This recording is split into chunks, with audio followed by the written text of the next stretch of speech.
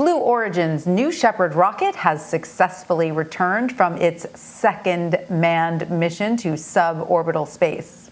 5, 4, command engine start. 2, 1.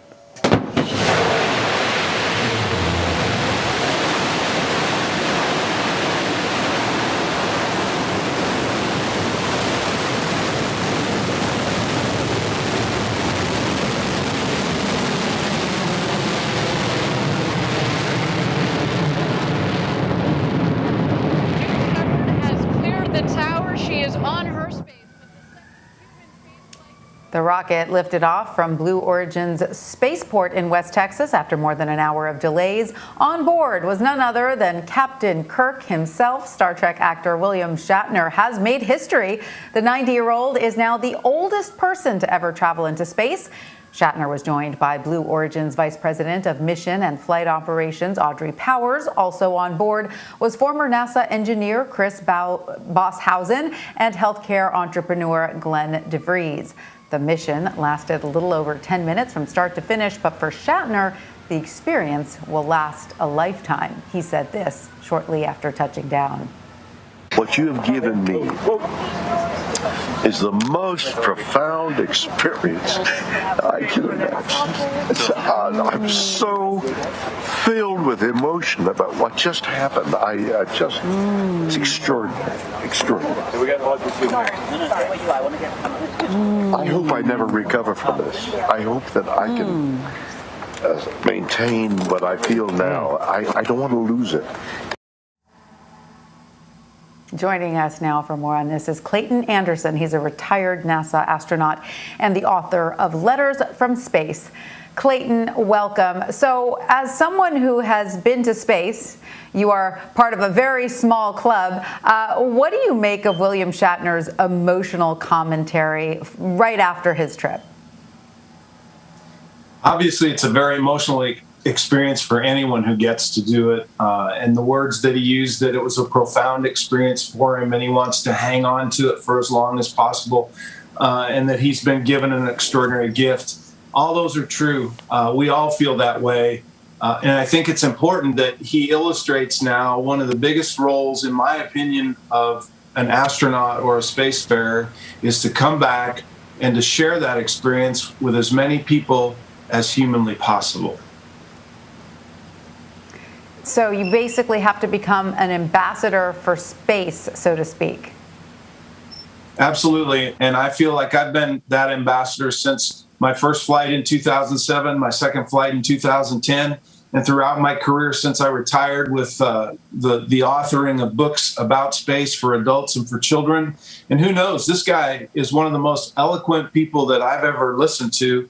I've not met William Shatner. We're buddies on Twitter, but I look forward to see what he does and how he does share this with others, as he is a wonderful communicator. So it's an exciting time for everybody, especially these four.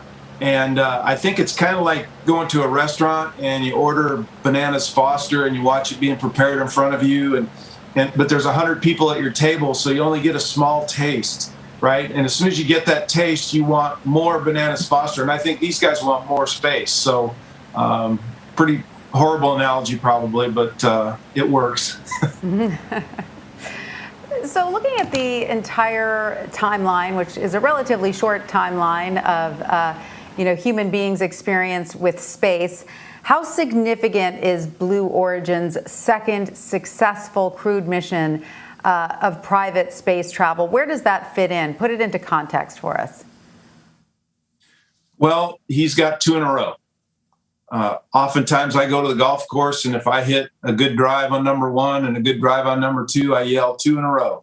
But he's got to continue to hit those solid drives many more times in a row to continue to show that it's safe and he's capable of doing what he says he can do.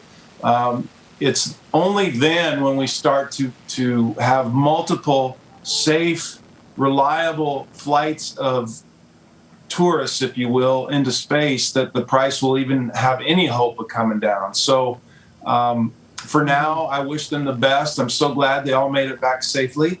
And we'll just have to see how it goes, because the more you do this, the more statistics say something might go wrong. And that's what we have to worry about. That's what we have to be prepared for. And with all these players in the commercial spaceflight world, obviously safety has to be the number one focus. Absolutely. And speaking of safety, training is a big part of that. And you yourself as a NASA astronaut know that better than anyone. It's highly extensive. What type of training do passengers like these have to go through for these short tourism-based flights? It's way simpler and way shorter than what I went through. I trained for 9 years before I ever got a sniff of getting on a rocket to go to space.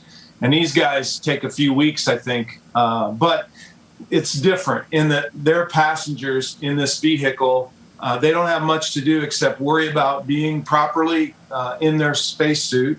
They have to worry about properly attaching their seatbelt and getting into their seat and making sure they know how to operate that, because they're going to have to get out to enjoy microgravity and then get back in to safely transition for landing. So there's not a whole lot of training that's involved here, except what do you do in the event of an emergency? I would guess they simply strap into their seat and their seatbelt and wait for everything to happen. I don't think they have a whole lot of control, as we may have thought we had in shuttle flights. Well, you know, to your point, William Shatner is 90 years old. I mean, he certainly looks great for 90, but 90 is 90. I mean, does training need to be different for someone his age? And, you know, how risky is it to send elderly travelers, don't want to call them elderly, but, you know, let's say octogenarians or above, into space? It's very important that health and physicality is considered in all this, right? It's not as simple as riding on an airplane flight from Houston to New York, for example. The fact that you're going to experience G-forces, the fact that you're going to be weightless, it changes the way that our body behaves. Now, is a 10-minute flight long enough to affect much change? Probably not. So, but as we go further into this and we send more missions that do multiple revolutions of the Earth, or spend days instead of minutes in space, or months instead of days, that's why it's so important that astronauts and spacefarers are in good shape. And that's why we're looked at so closely by medical personnel, right? We don't want to go up there with any indication of anything that could go wrong. Imagine if you're on a Inspiration 4 flight and you're 2 days in and somebody has a kidney stone. Now what do you do, right? Those are serious things that we have to be worried about. So that's why health and fitness and physicality are so important with all this. No ambulances that are going to bring you back to a hospital from space. Well, Clayton Anderson, thank you so much. Always a pleasure talking to you about the leaps that we're making as human beings continue to travel more frequently to space. Thank you for joining us. My pleasure. And let me know when you want to go, and I'll go with you. Great. Thank you so much.